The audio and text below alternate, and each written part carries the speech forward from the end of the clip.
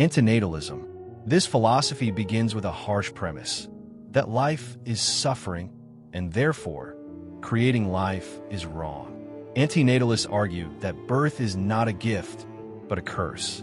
Every person brought into existence is guaranteed to feel pain, physical, emotional, existential. And since that pain is inevitable and unavoidable, creating a child means knowingly subjecting someone to suffering without their consent. Even the joys of life, they argue, don't outweigh the cost of pain. Some antinatalists go further, suggesting that the only moral path for humanity is voluntary extinction, to end the cycle of harm by simply not reproducing. It's a philosophy that questions one of the most deeply ingrained beliefs in human culture, that life is inherently good. Last Thursdayism. This one sounds like a joke at first, but it's rooted in serious epistemological doubt. Last Thursdayism suggests that the universe, and everything in it, including your memories, your scars, and even historical evidence, could have been created just last Thursday.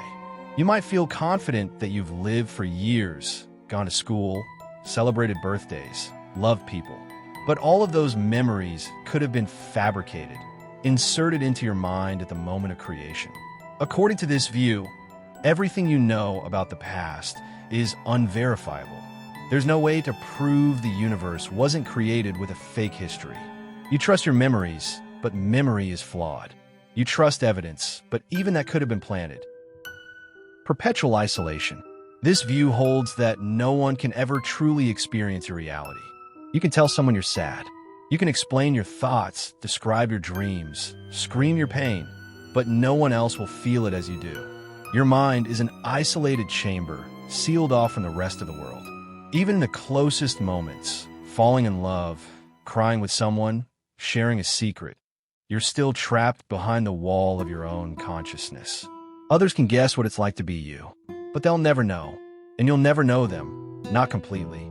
Human connection, in this view, is a beautiful illusion. The most you can do is get close to someone, but never inside.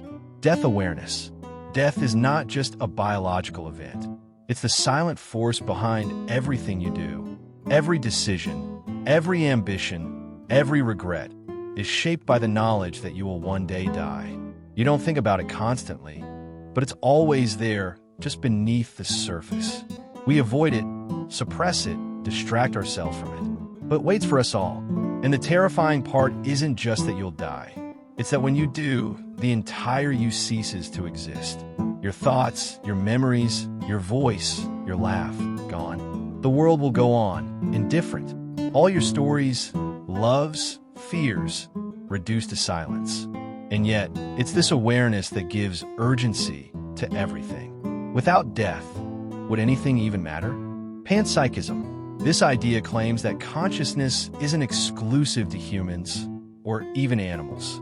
Instead, it suggests that everything, literally everything, possesses some degree of consciousness. Not intelligence, not self-awareness, but a spark of experience. Your phone, your table, your walls, they may have their own tiny sliver of perception. A grain of sand might feel being kicked. The air might be aware of its own movement. Even atoms might possess some basic form of experience. To us, it's incomprehensible. But if true, then you're not walking through a world of dead matter. You're surrounded by silent witnesses, invisible minds, things that feel in ways you'll never understand. You're never truly alone, but never truly seen. Solipsism. This is one of the oldest and most unsettling philosophical ideas. The belief that your own mind is the only thing that exists. According to solipsism, you can't truly know that anything outside your own consciousness is real. The people you talk to could be illusions. The world around you could be a dream. Even the screen you're reading this on might be a figment of your imagination. Every smile, every hug, every tragedy you've ever seen, possibly just part of a self-contained hallucination. The worst part? You can't disprove it. You can't step outside your own consciousness to verify another. For all you know, you're the last mind in the void, and the universe exists only because you are imagining it. Moral nihilism. Moral nihilism says that there is no such thing as objective morality. Nothing is truly good or evil. All ethical systems, from religion to human rights, are invented. We create moral codes because they help us survive, build societies, and feel safe. But they aren't real. They're preferences, habits, agreements. According to this view, acts we see as evil aren't universally wrong. We just choose to condemn them. If everyone agreed tomorrow that theft was moral, then it would be. There is no cosmic justice, no ultimate punishment, no divine scoreboard. The universe doesn't care what you do. And deep down, maybe no one else does either. Determinism. Determinism claims that everything is predetermined. Your choices, your thoughts, your beliefs, your personality, all the product of your biology, your environment, and the laws of physics. You think you're making choices, but you're not. You're following a script written by the Big Bang, your parents, your brain chemicals, and the universe itself. Free will? Just a comforting illusion. You didn't choose to be born. You didn't choose your desires. You're just watching the movie of your life, one scene at a time, believing you're the director, when really, you're just the actor reading lines written long ago. The simulation hypothesis. This theory suggests that everything you know, your world, your memories, your loved ones, is part of a simulation. A highly advanced civilization, far beyond our understanding, could have created this universe as code. The grass, the wind, the taste of food, all digital. Your emotions? Programmed. Your choices? Parameters.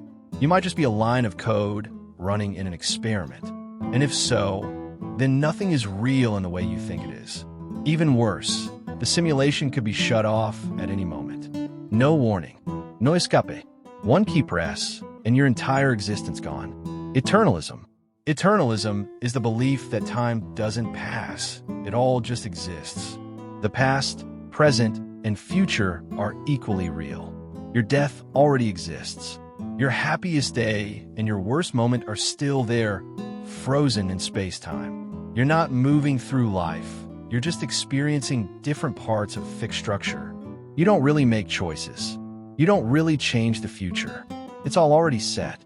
According to Eternalism, you're not living your life. You're reliving a series of fixed events, over and over again, and there's no changing what comes next. These philosophical ideas aren't disturbing just because they're weird or abstract. They're disturbing because, once you hear them, they linger. They poke at the edges of your comfort.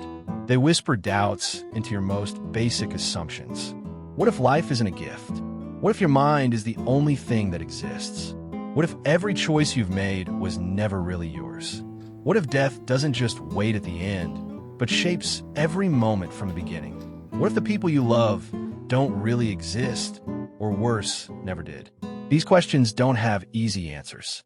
Some might say they don't have answers at all.